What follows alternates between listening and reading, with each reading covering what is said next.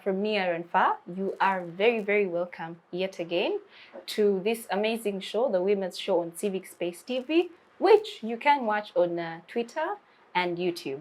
We are happy yet again to have you this week. And this week's conversation is going to be one very amazing conversation, a conversation by girls and young women, and particularly hosted by Gallup Initiative Uganda. You are very welcome. So my name is Fancy Sheila Aromorach. I am a programs assistant at Gallup Initiative Uganda. And my panel today can only be properly defined by this one particular quote by Michelle Obama that speaks towards how progress of a society can best be measured or quantified by how much society actually involves women or girls and young women in all that it does. So my panel is a panel of three beautifully empowered girl and then two young women. And I'm going to ask each of them to introduce themselves, starting with one on my immediate left. Hello everyone, my name is Pauline Nakanwagi and I'm a girl and young woman advocate. I'm happy to be here on this space. Thank you, Pauline. Hello everyone, my name is Clare, Akumu. I am a girl and a young women advocate, but I am also an inclusion advocate, a disability inclusion advocate, and I am a young woman living with disabilities myself. Thank you. Happy to have you. Yes. Thank you so much. I'm glad to be here. My name is Ingabire Nadine, a girl and young woman advocate. Yes, thank you. I am so happy to have Pauline, Clare, and Nadine today. It's always important for us as people growing up to understand the power of girls and young women voices in conversations, in decisions, and so this show coming as a post 16 days activism around gender, GBV is really amazing. But also it comes from a perspective of reflection. As Gallup Initiative Uganda, particularly under the Sheila's project, we are reflecting on the 2 years journey on advocacy around girls and young women being a part of decision making.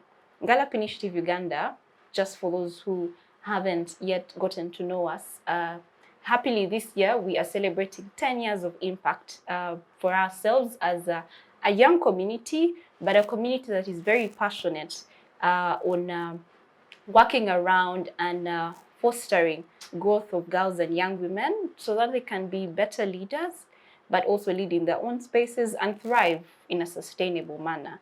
And so this year, everything that we do comes as a reflection of how we have grown in the 10 years. And this particular conversation is one of the points of reflection for us.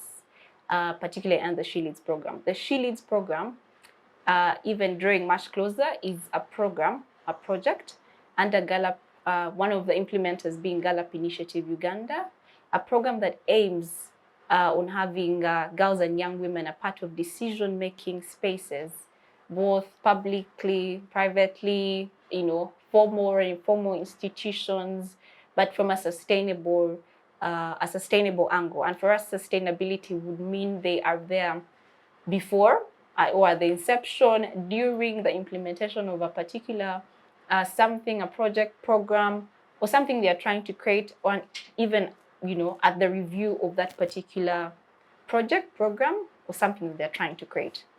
And so coming from reflection, I want us to really start off this conversation. And I want my panelists here, starting from Nadine, but each of them will have a moment to share with us their experiences. What has the 2 years been for you in, changing the narrative, that particular statement we always use? You know how a boardroom is designed? We know, of course, there's going to be people putting on suits every time in a boardroom. Many people know it as that or imagine it as that. But as a girl and young woman who has been a part of the project for 2 years now, what has changing or redesigning this boardroom look like for you in terms of your experiences? Over to you, Nadine, then we'll have Pauline coming next, and Claire will close on sharing around experiences. Yes, Nadine. Thank you so much, Fancy. Yes, it has been really an amazing journey, because I have really a lot to share with you. For these two years down the road, the achievements are very many. I can't I can't say them all at once, but I've been really engaged so much in different platforms under the mentorship and the training from different coaches, and this is among these uh, review meetings which we have been having each quarter of the year. We've been engaging in different meetings with the stakeholders. We have discussed so much about our rights as girls and young women. It's really so interesting that it went to an extent of uh, coming together. Were like girls from different regions like Bujili, Napak, as sharing the how this journey is, and I've learned that many girls, most especially from Bujili, have really experienced and have achieved a lot from this journey so far for these 2 years. Yes, Thank you. thank you. And I'm glad you do mention particular things around review meetings. And you know, sometimes we are part of things and it happens, and then you're thrown in, you attend this one meeting. But the fact that you've mentioned how it's been happening quarterly really speaks towards a sustainable journey, or what you're looking forward to. So thank you, Nadine, and thank you for sharing your experience. Yes, Pauline, from how much you've engaged, you've been in school, in and out. Have you had any challenge anyway? Do not tell us about challenge, but share with us your experience. How has it been for you the past 2 years as a growing girl and young woman's advocate? Yes, my experience is not bad so far. Meaning it's good. Yeah, it's good. It's either good or bad, so it's good. It's good. Yes. And I want to start by thanking Sheila because it has enlightened my life. I want to say it has enlightened my life because I remember back then before I joined Sheila, I was that one girl who thought, other people are probably useless. Ooh. I could see some girls and I'm like, this one is even showing off. But from the time I joined Sheila, with all that we have been engaged in, the different opportunities, meeting different girls and interacting with them, I can see that I need to consider everyone, no matter, regardless of their, behavior, nevertheless of their backgrounds and how they behave.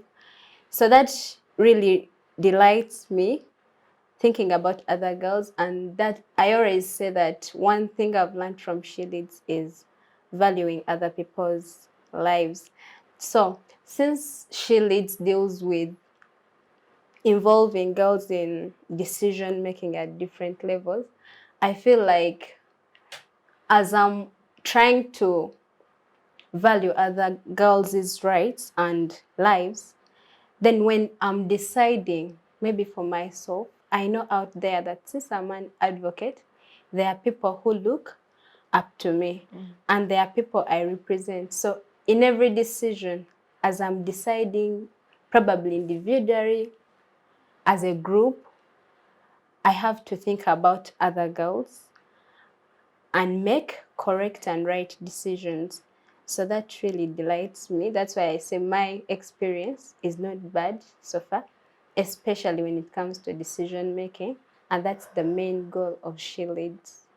Yes. I love how you put your words together. She said so far, so meaning we're looking forward to the next amazing Yeah. 3 years to even be Yeah. much better. Yeah. Thank you. And you mentioned movement building, and I want Claire to hang on that because I'm going to get back to you around movement building. She mentioned, how growing an interaction, but also the fact that you've taken decision making personal and you are, you use it every single time is really also amazing. So thank you, Pauline, for growing. Yes, Claire. your experience the past 2 years? Well, my experience is not so far-fetched from Pauline's experience. I'll take it personal as well. My journey with Sheila is very, very personal, because when I look back to 2 years ago, like I mentioned earlier, I am a young woman with a disability. I am physically impaired and partially deaf, and for a period of time, I battled so much with self-hatred, with low self-esteem, low body image. I did not feel worthy enough to live or to contribute to society or to whatever it is I needed to contribute to. But when I joined She Leads, it was a challenge. I call it a challenge, a positive challenge. She Leads picked me out of my comfort zone. It redefined how I thought of myself. It redefined everything for me. It gave me a chance to see myself as someone that was worthy, someone that could do something for other girls like myself. And for a long time, I was also very stuck in a bubble of, oh, I'm a girl with a disability. It's all about me. It's all about me. But through She Leads, I got to see the bigger picture, that there are actually millions of girls like myself out there. And these girls are looking for a beam of light, for someone to actually stand up for them, speak up for them. And I could be that someone. So I got to step up, challenge myself more. I love myself today. I can say that I'm on the journey to self-love. I feel more confident than ever. And it's all because of the time that She Leads took to invest in me. The mentors took so much time with me, and they told me, Clare, you have to step up. You cannot keep wallowing in self-pity, because there are millions of girls who need you out there. And from the personal perspective, it then flowed out to the work I do as an inclusion advocate, because you can't pour from an empty cup. Sure. So I had to first fill up my cup, get to love myself, appreciate myself, make decisions about myself, like Pauline said, those little decisions you make in your personal life. And then from then, it flew out to the other girls I reach out to. I can be a voice for them because I was a voice for myself. I can speak for them because I learned to speak for myself. So it's been an amazing experience. 2 years, and I'm super excited about the remaining 3 years. Talk about it. Yeah. So now, since we're all excited, and since there's something that cuts across the fact that it started from within you, you decided to hold it within you and then spread out. So I want to share that one particular engagement that is like the wow engagement that you had under She Leads. Which engagement were you a part of? And like, I need this engagement like annually, like every month. What is that one engagement that you were a part of and you're like, I think I should have framed this, it's a newspaper, you framed it, or you took a screenshot of Twitter and you framed it. What's that one engagement? I'll start with you, Clare. That one particular engagement. That's a hard thing. It's hard to choose. Make it's a hard choice. to choose, but I would say the one engagement would be I gave a speech on behalf of girls and young women in sub-Saharan Africa at the very first high-level ministerial conference on the roles of economic communities in building peace. And I remember when I gave that speech, countless people came to me and kept telling me, we are proud of you. But it didn't really sink in until my mentor came to me and told me, Clare, I am super proud of you. And that moment is embedded in my memory, in my heart. And it was a motivation for me, because for so long, when you feel so insufficient and then you do something and someone actually appreciates what you've done, it goes a long way. And from then, I've never turned back. I've kept speaking up, and I've kept looking for those wow moments over and over again. And I've had them, but that one moment still sticks for me. You see, who would have missed that? The world would have missed that somehow. They needed to know. Thank you, Clare. Nadine, what's that one particular engagement that you dream about every time? Yes, actually it's of recent girls' conference we had in Kamuli, whereby I gave out a speech of what we had really done throughout the year, and all the achievements and the success stories. All the things came into my mind, and I saw that what we are doing doesn't stop around us, it goes beyond. So whenever I'm in a place and I hear someone saying good about what we are doing, the effect we are causing outside there as she leads advocates, it really showed me that we have a lot to we have done a lot and we still have a lot to do. And people are appreciating, most especially the communities where we come from. They're really happy for what they are seeing, the positive impacts they are seeing. Their girls, what they are seeing, and the leadership skills other girls are acquiring. So it's really so interesting. That engagement really made me happy to see that change. Amen to that particular engagement, the Girls and Young Women's Girls Conference. Yes. Okay, amazing. So just for our viewers, of course, She Leads is not only within Kampala as a district or region, but of course we also have sisters in Bujiri and Karamoja. We also have in Wakiso and, you know, around the country. So that's why, of course, we had a conference and we went to visit our sisters in Bujiri, and we were all from, you know, everywhere, and it was really an amazing experience, just as she shared. Yes, Pauline, what's that one? I see you're like, oh my God, which one is it? Share with us. Just one. Show off to us. Just one. I would like to say when I gave a speech, yeah, it was directed especially to the First Lady. That was last year. How did I miss that one?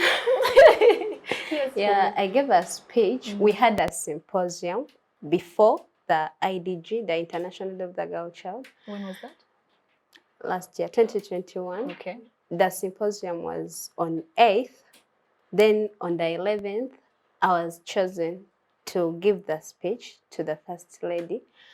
And it included challenges that girls and young women are facing in line with the digital world, but also we were suggesting recommendations, especially to that the Ministry of Gender, and then also to the First Lady herself, because she's also in charge.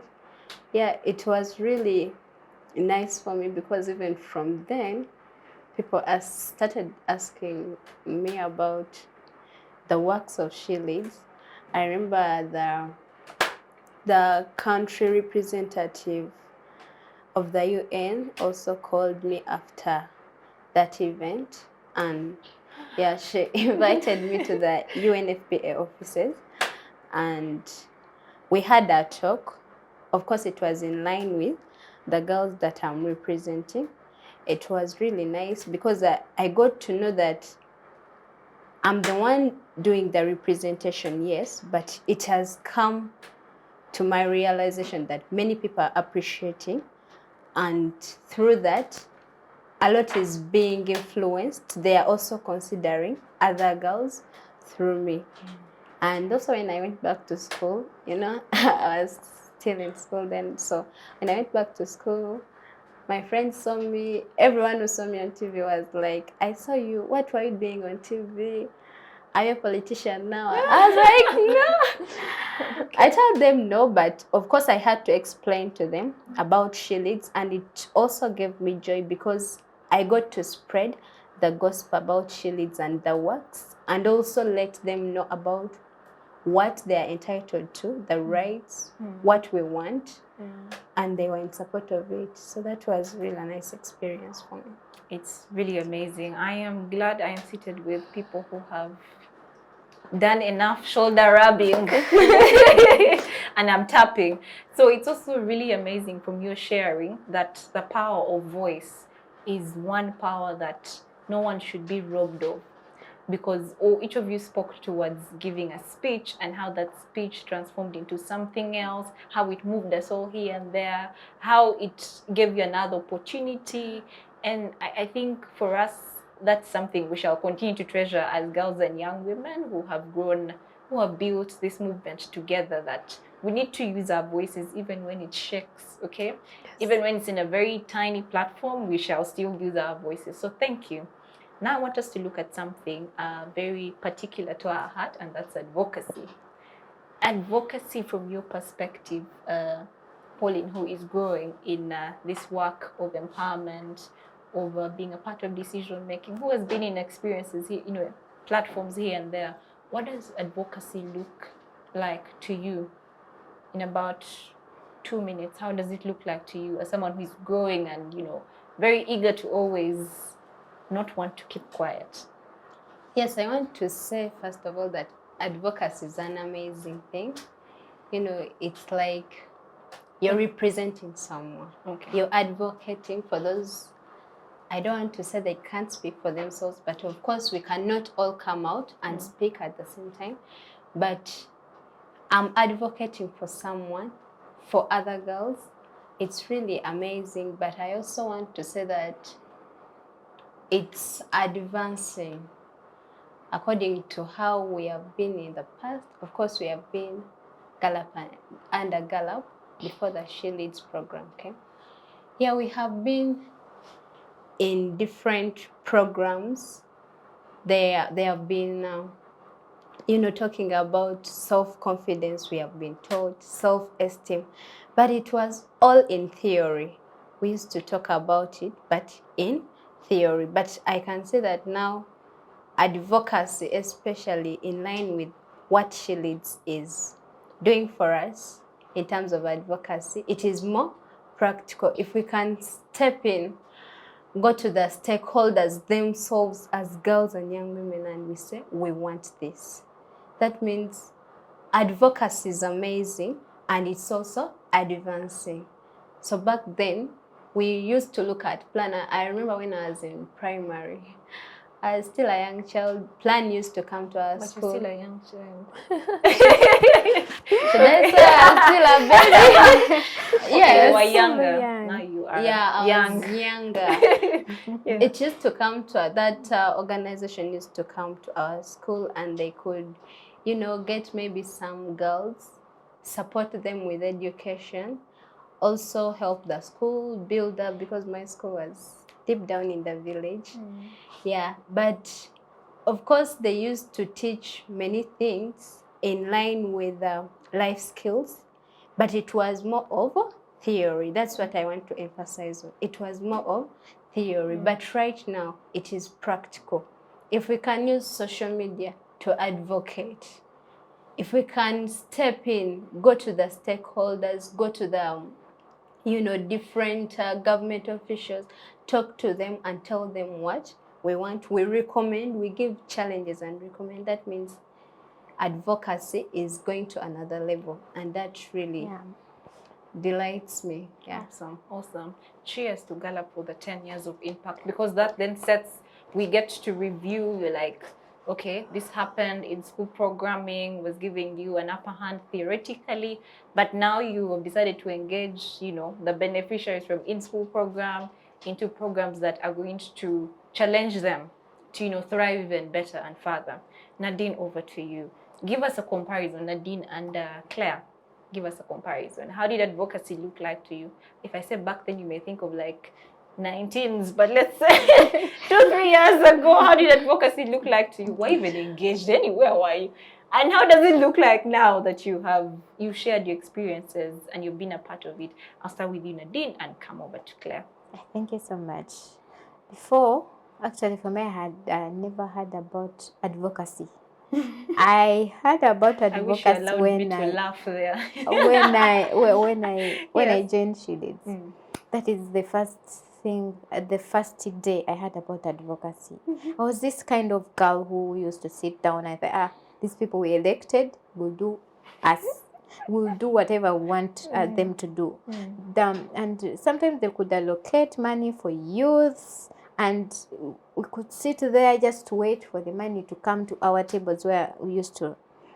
But then I came to learn. We actually trained so much about advocacy. For the first day we joined, we came together for a She Leads project. So that's where my eyes woke up. Like I woke up, and told myself that we haven't done anything. I have to. It showed that in advocacy I was actually the first person, and any other things happened later. Then that's when I learned how I have to stand in for those maybe who have not gotten that chance to say something. So that's when I realized the power, that the impact, the powerful impact in that word advocacy. Yes, so I learned about advocacy, the objectives, what is really everything about advocacy.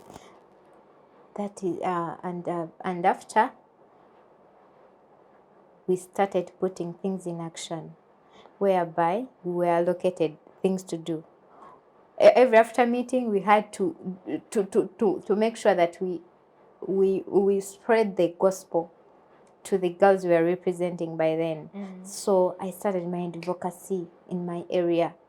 Down saying, remember that place is really is congested by different communities, and in that place there we are okay. It's not a challenge, but it's made out of different people, countries, most especially the refugees are located in the same place. So it was really hard to bring them up without the training. But after knowing about the advocacy, learning about how what we should be following, yes, I really did the practicals, and there is really a good change. Yeah, awesome. From what you just shared, I get to understand that before advocacy, irresponsibility was part of your life. But after you got to understand what advocacy means, you became more responsible and more accountable because you were laid back. But so that's nice to really know. Claire, what did it look like? Were you there? Were you born? I don't have nice things to say about advocacy before. Ouch, sorry, advocacy. Yeah, sorry, but when I look at advocacy before, I feel it was so out of touch with its target market. It was these people who would, and I appreciate their work. I'm not discrediting their work whatsoever. And I would find individuals who would be, passionate about a certain cause, about a certain group of people, and then decide to rise up to speak for them. But these individuals were not in touch with the lived and personal experiences of the groups of people that were representing. I would give it a case in point, people with disabilities. You would find it is, say you fancy standing up to advocate for us, people with disabilities. We would appreciate that, but you as Fancy are a woman without a disability. So it puts you at a very far-fetched angle to actually understand the experiences of someone with a disability. But when I look at advocacy now, I feel, okay, yeah, we are getting there. We see, we're having more people like myself, people with disabilities, taking up the stage to advocate for their own people. Because it gives advocacy more sense. It makes it more meaningful to have people affected by certain injustices, by certain issues, to actually be the ones to head or to lead the movement of advocating for the rest who may not exactly be capable of speaking up. And also when I look at advocacy before, wow, okay, it's been long, but it's not really nice things to say, but it was not very inclusive. It was something that was put on a pedestal and only a few people had access to it. It was like VVIP access. Only a few people would be advocates. But when I look at it now, I see advocacy in everyone. People are advocating in different ways, using their social media.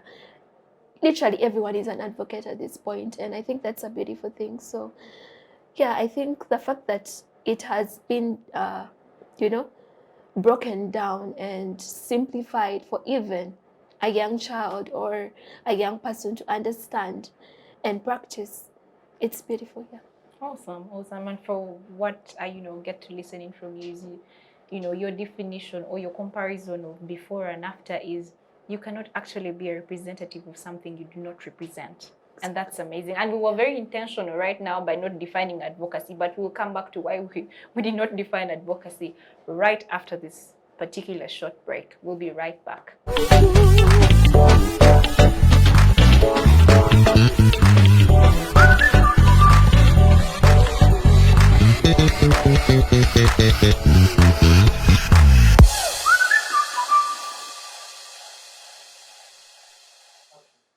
Dear good people, you are very welcome to our conversation one more time. So we had it before the break. I did state that we intentionally did not define advocacy, but for us, that is something that's how we've been doing our.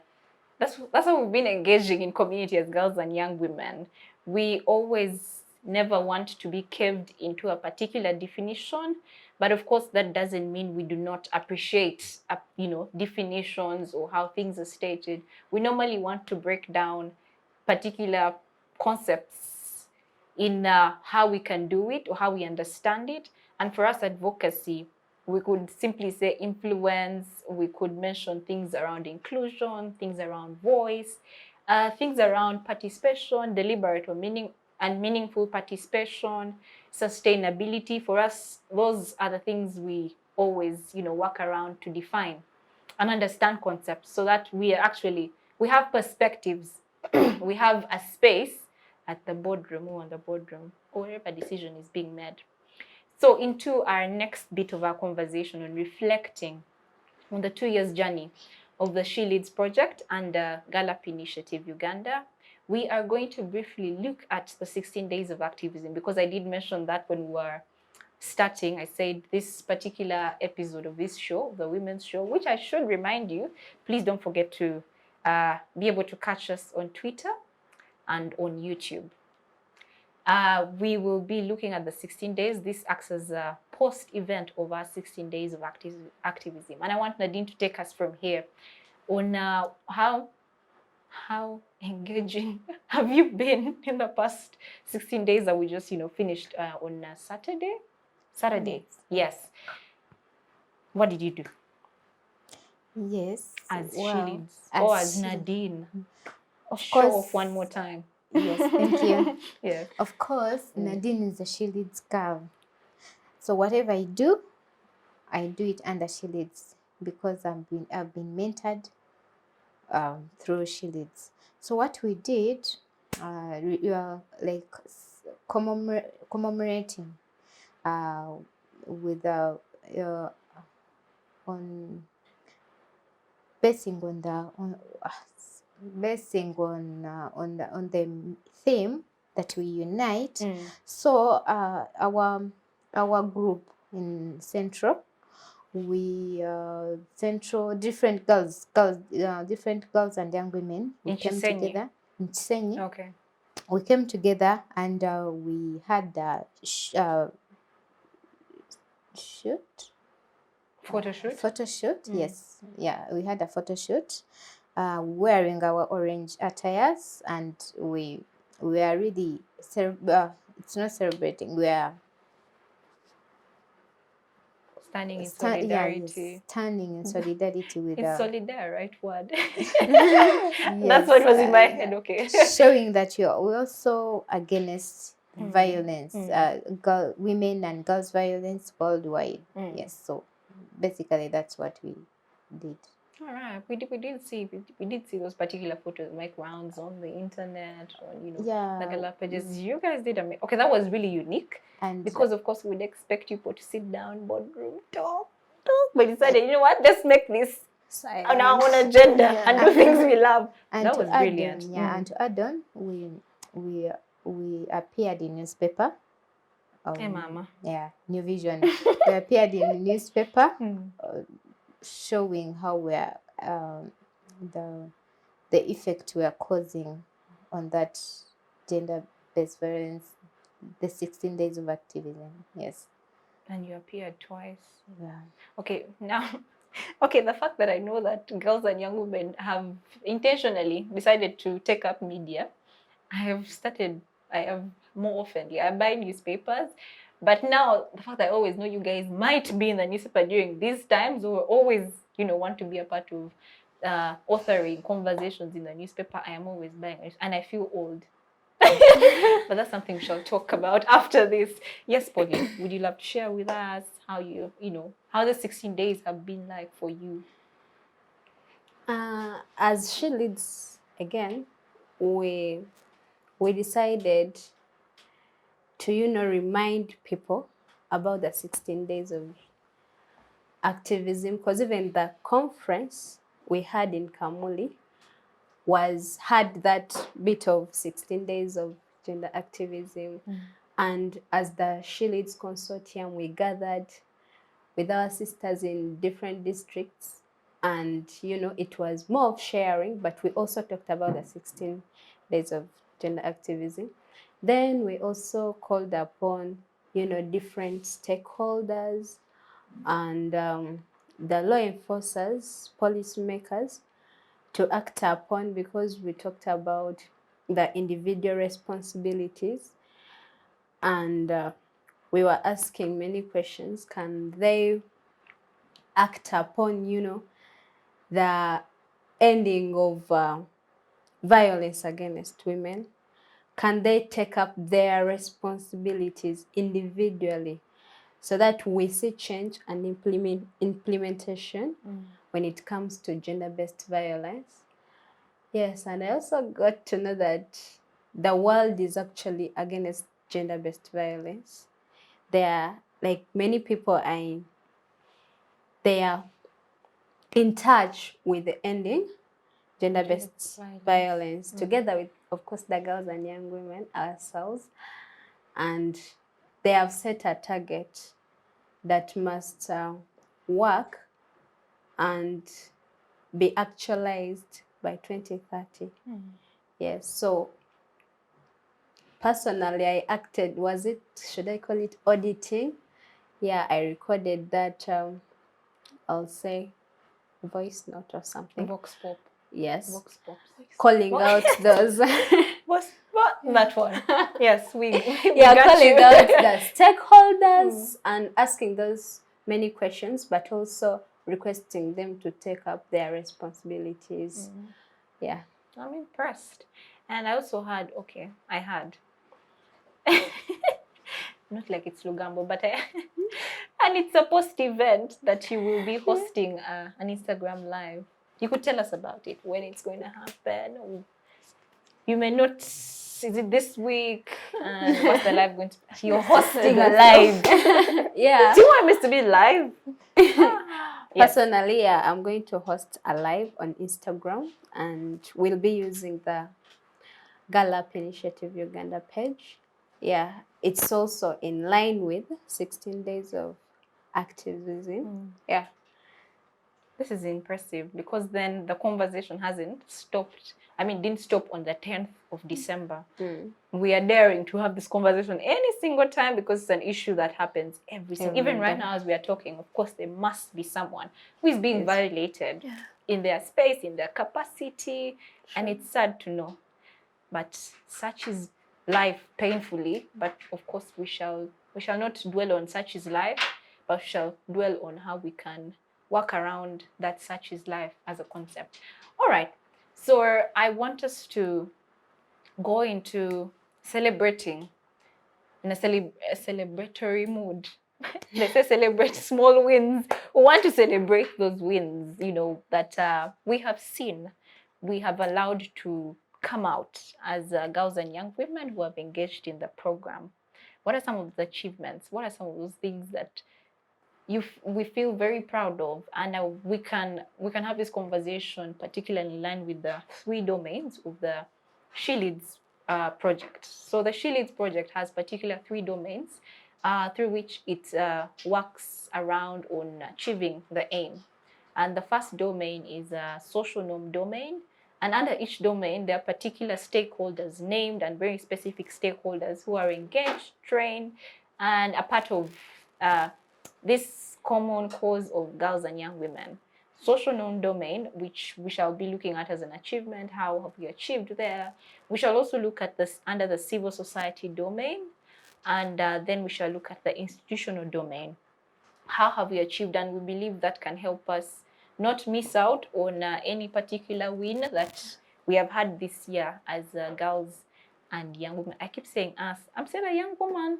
I am a proud young woman. Very proud young woman. All right. So who would love to go first? And which domain would you love to share with us around as something you've achieved in the domain? Okay, Okay, Claire, I think go it's you. Yeah, first. because you didn't tell us anything the other side. Yeah. Well, I think I'll handle issues on the autonomous domain. So the CSO domain. So the CSO domain is also structured with the girls and young women domain, and we look at different civil society organizations and girl and young women-led groups. So the achievement that stands out for me, that makes me so proud, it makes me so happy, are the safe spaces that we created in the different divisions of Kampala. Okay. So we currently have 4 safe spaces from 4 divisions in Kampala. And these safe spaces, just like the name, are a home away from home. It's a place where girls can come, gather, and have honest conversations without fear of, being judged, fear of being discriminated or being stigmatized. It's a place where girls can nurture each other to grow. Girls can mentor each other. They can share their skills and different life experiences. It's a place where girls thrive, basically.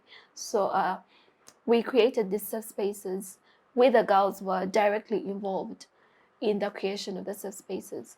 I remember we fronted the idea to the Girl Up team that, it would be a nice idea for us to have a place as girls where we can sit and discuss issues. And we went through the planning process and we opened up the spaces successfully. And these spaces are led by the girls themselves.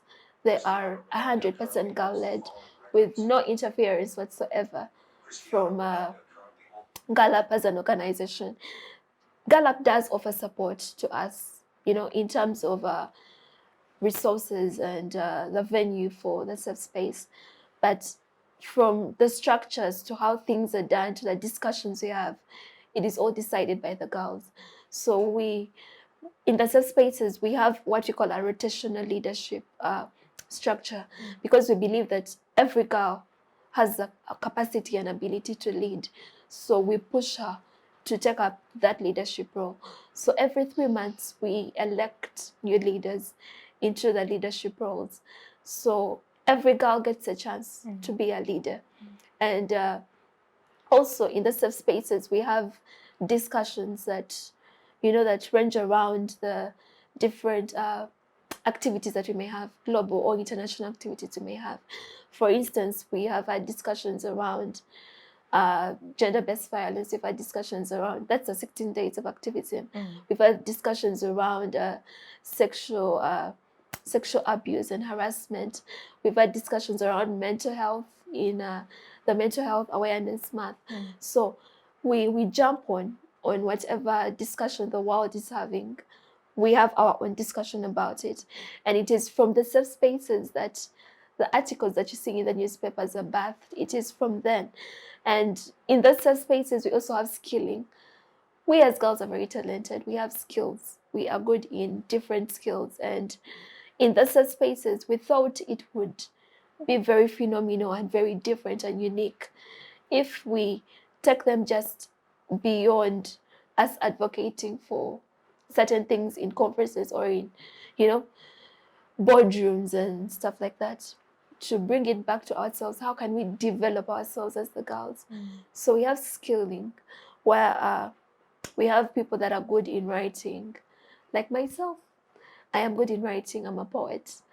And we share skills. So if someone in the safe space wants to learn about writing, we set aside a week within a month that will be dedicated to a particular skill. So we ensure that everyone is sharing a skill. And I can say that safe spaces have contributed so much to something that Sheila is striving to build, and that's movement building. Sheila is striving to build a movement of girls and young women that are working towards a same goal, that come together, support each other, and push each other to achieve something that is common, and the safe spaces bring together girls from all walks of life, diverse categories of girls. We have girls with disabilities, we have girls from refugee centers, we have girls living with HIV/AIDS, whatever it is, mention it. It's within the safe space, the inclusivity, the diversity. So it's different ideas, beautiful ideas, brainstorming on how we can further the movement of, girls, and girls leading, girls taking up space, girls participating in decision making. So that's a very profound achievement for me. It is it's landmark achievement. Yeah. Accuracy in words, landmark achievement. Yeah. That's really amazing. And I listening into you, I get to remember something that one time someone pinned me for the setup, because right now I'm imagining, does everyone imagine what I'm thinking about when you mention safe space? Could you just tell us how it looks like? For example, the Chisenyi safe space, the Nakawa safe space, Kawempe, and Makidi, how does it look like?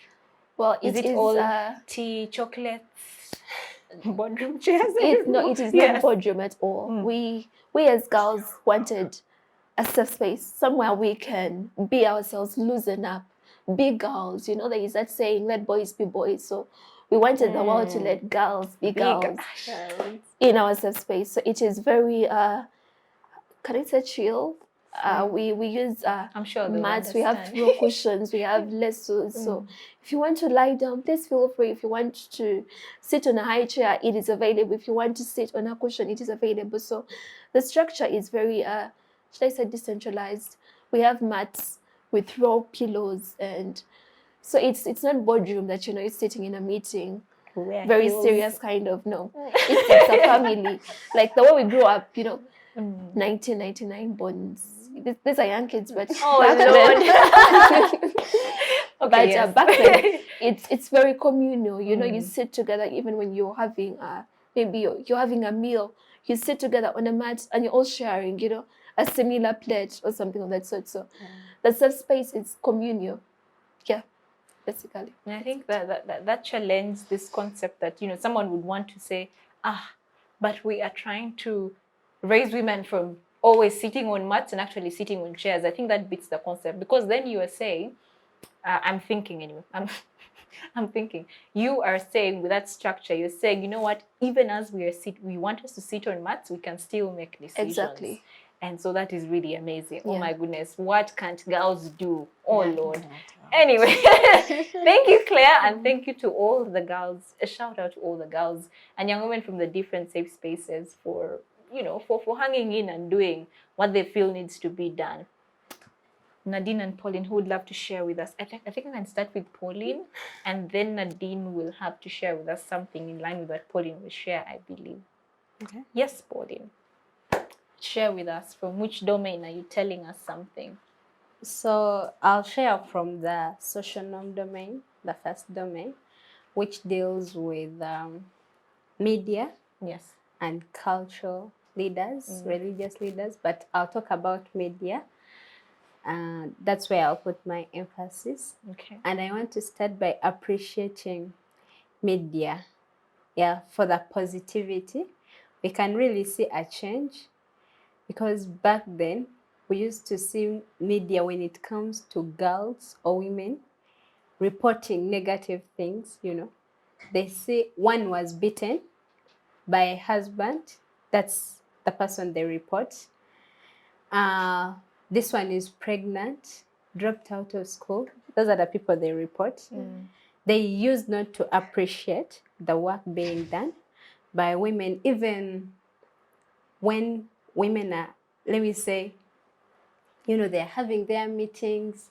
Media would not like to hear about that or even be present, but they used to, they used to go for the other negative part of it. But I want to appreciate that, even right now we are using media.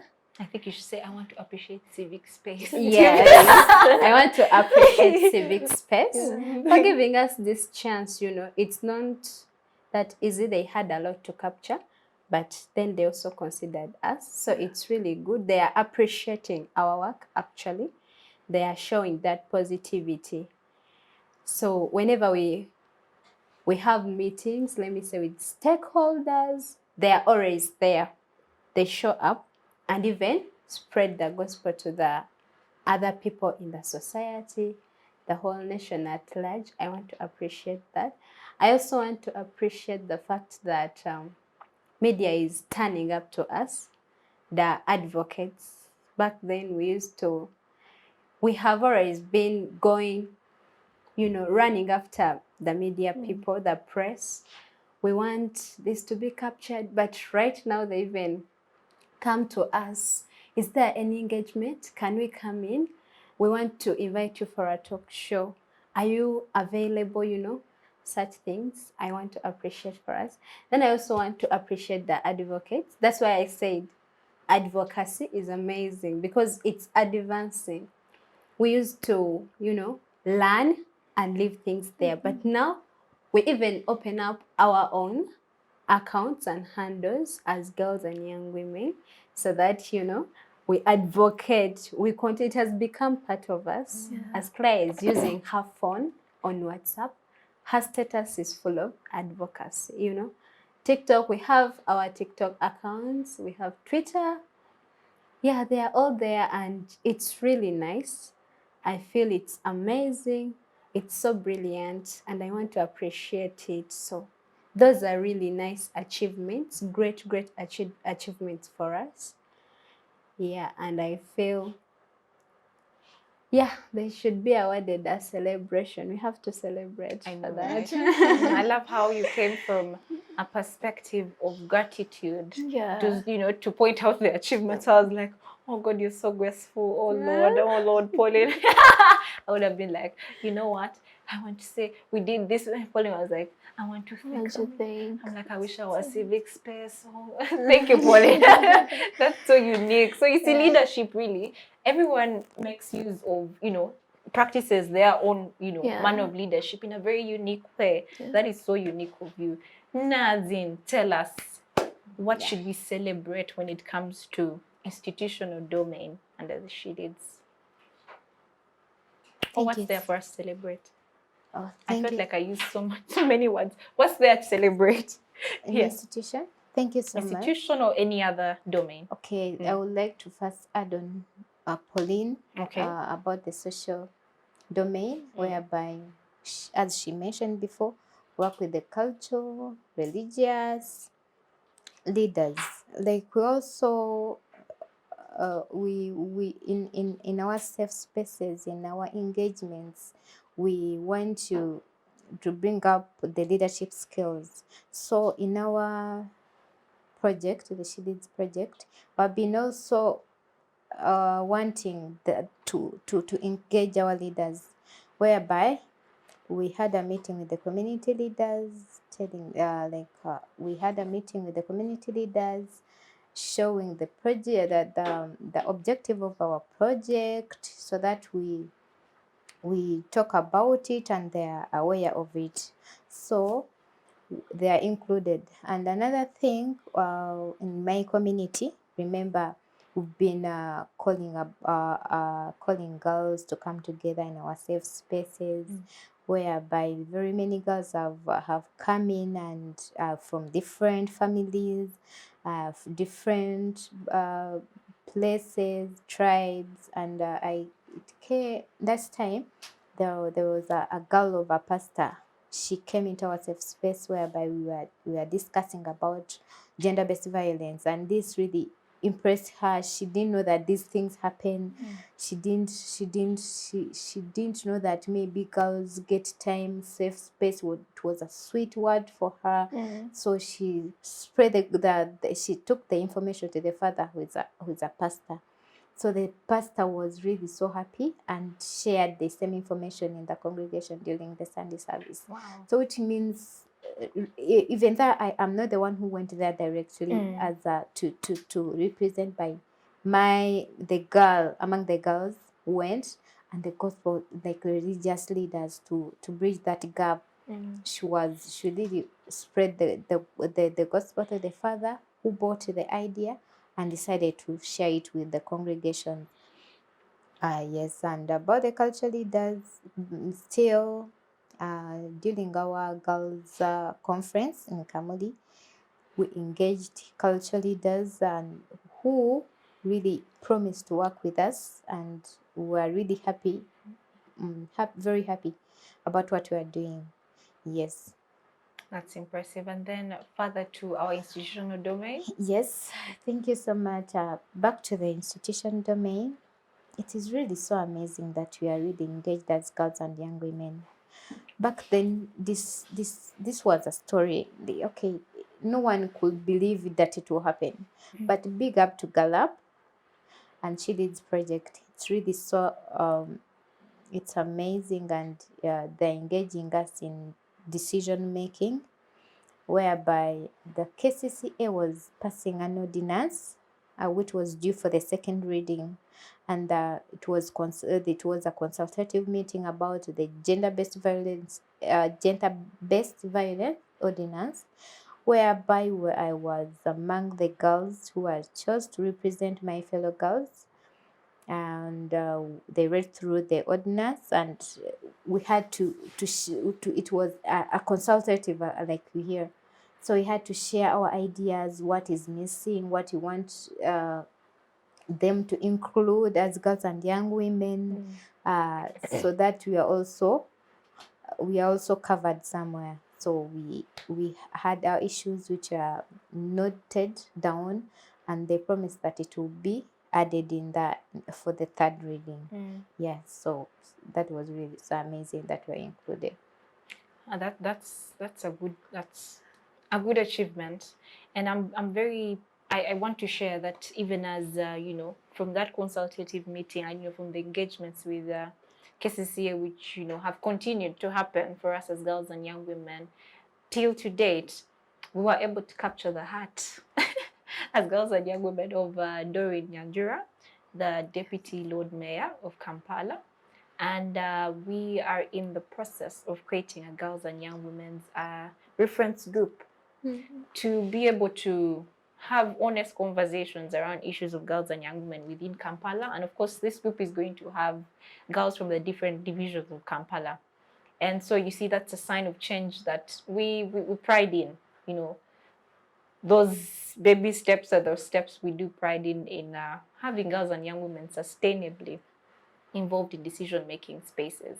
But also even under institutional domain, I think one thing, we have had achievements both at local level, at national level, at regional, and at global. And one very great achievement for us, as all of us, is the fact that we influenced the policy document on girls and young women's activism at the Human Rights Commission. During their second session in June, July, finally, the document that we have been working towards, for it to come out, so that our form of advocacy or activism can be appreciated, acknowledged, funded, given a space, appreciated, finally came to light. And we pride in that. And that is why we have so much confidence in what we say, in what we do as girls and young women, and even in celebrating or reflecting how, what we did back then and how we are doing it right now. So I am really happy that we have wins everywhere, and it's 2 years and we already have such wins. There is much more for us as girls and young women, not only us in the project, but even those who we haven't brought on board to be very close a part of us, but those we continue to represent. So as we are coming to an end, I just want to remind us that this particular conversation for us is something we always do.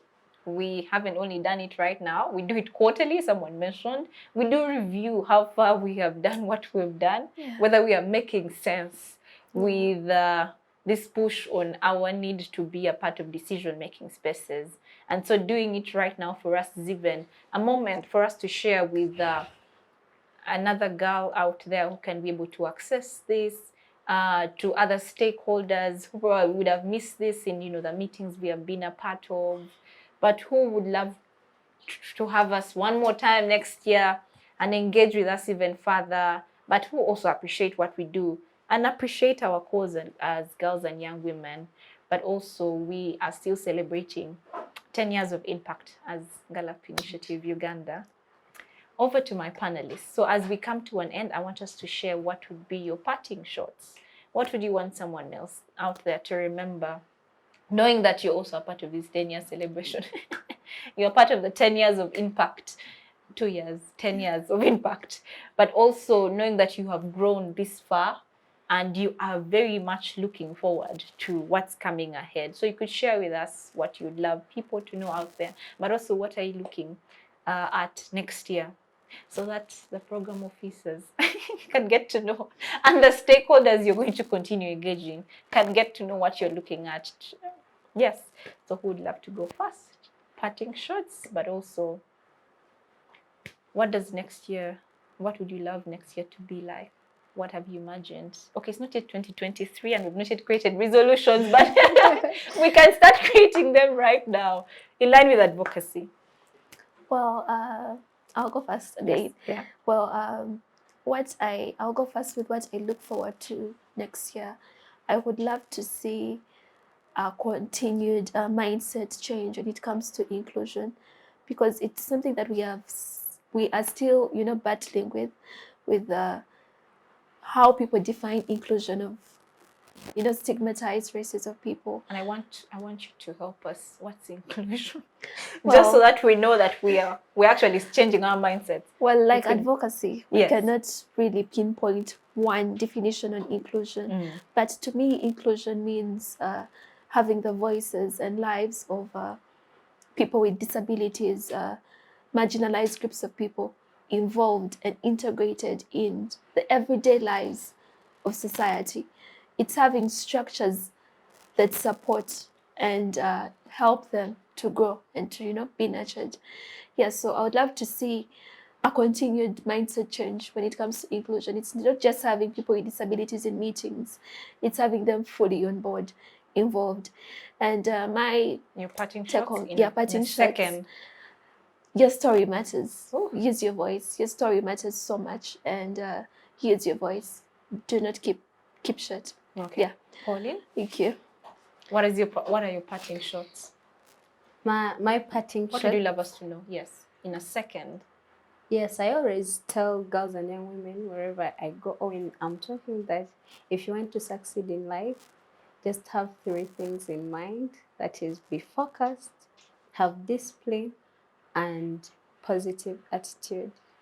I will Yes. also use it. I am a young woman, but I'll use it. Oh, boy. I still need it. Yes, Nadine, what are your parting shots? Yes, what I want girls and young women to keep in mind is like they are cared for, whereby there are lines where they can call in case of any problem, because sometimes you can't reach there, but if at all they make that alarm before, someone can help them. Most especially they usually use sauti 116. In case of any problem, any violence, anything, please call 116.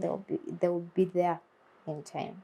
Awesome. So thank you so much. Thank you to my panelists, Nadine, Claire, and Pauline, of course, and myself. And finally, myself.